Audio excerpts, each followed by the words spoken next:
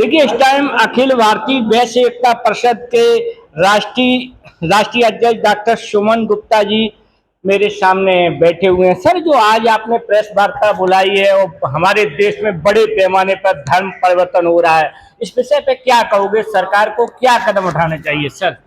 अखिल भारतीय वैश्य एकता परिषद का राष्ट्रीय कार्यकर्ता सम्मेलन 2 दिवसीय देश की प्राचीनतम संस्कृति की राजधानी काशी विश्वनाथ की नगरी में आहूत किया गया है।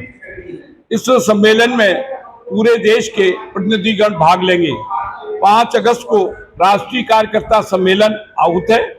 6 अगस्त को सामूहिक रूप से जलाभिषेक का कार्यक्रम आयोजित है। 5 अगस्त के कार्यक्रम में पूरे देश के प्रतिनिधिगण भाग ले रहे हैं।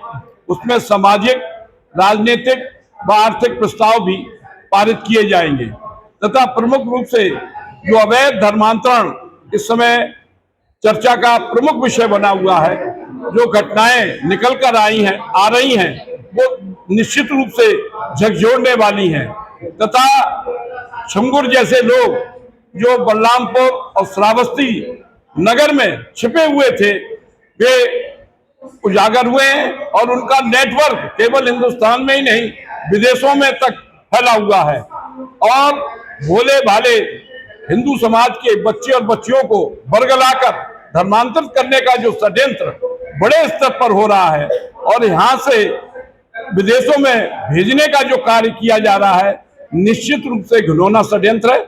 उसके विरुद्ध हम लोग काशी की धरती पर बैठकर प्रस्ताव पारित करेंगे और निश्चित रूप से प्रदेश के मुख्यमंत्री माननीय योगी आदित्यनाथ ने जो पर्दाफाश किया है, निश्चित रूप से सराहनीय और प्रशंसनीय है।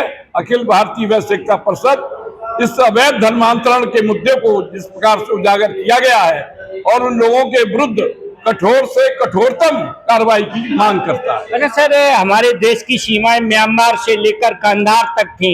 आखिर सनातन धर्म हमारा पीछे कैसे रहा? पहले जो शासक रहे, कहाँ चूक हुई उन लोगों से सर? उसका मूल कारण ये है, शासकों के साथ साथ जब समाज जागृत हो जाता है, समाज खड़ा हो जाता है, तो निश्चित रूप से वे देशद्रोही और इस प्रकार का षड्यंत्र रचने वाले बेनकाब हो जाते हैं।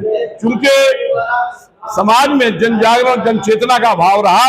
आज योगी जैसे लोग, मोदी जैसे लोग आए हैं तो निश्चित रूप से वो पर्दाफाश देश की धरती पर हो रहा है और परिवर्तन और लोगों की सोच में बड़ा परिवर्तन आ रहा है। शादी विवाह में सर जो हिंदू रीति रिवाज से जो शादियां देश में होती, फिजूल खर्चा होता है, क्या कहोगे इस पर सर? फिजूल खर्ची पर भी हम लोग प्रस्ताव पारित करने वाले हैं कि व्यंजन की मात्रा सीमित होनी चाहिए, शादी ब्याह सादगी के साथ हम लोग संपन्न कराएं और फिजूल खर्ची को रोकने का कार्य करें। जैसे त्रयोदशी, तेरहवीं जिसे कहते हैं, उसमें बड़े बड़े भोज आयोजित होते हैं। हम लोग प्रयास कर रहे हैं उसके स्थान पर शांति पाठ जैसे आयोजन किए जाए तथा शादी से पहले जो प्री वेडिंग शूट मैरिज कराए जा रहे हैं, बच्चे और बच्चियों को पहले भेजकर और उनकी फोटो प्रदर्शित की जा रही है, इसे रोका जाना चाहिए।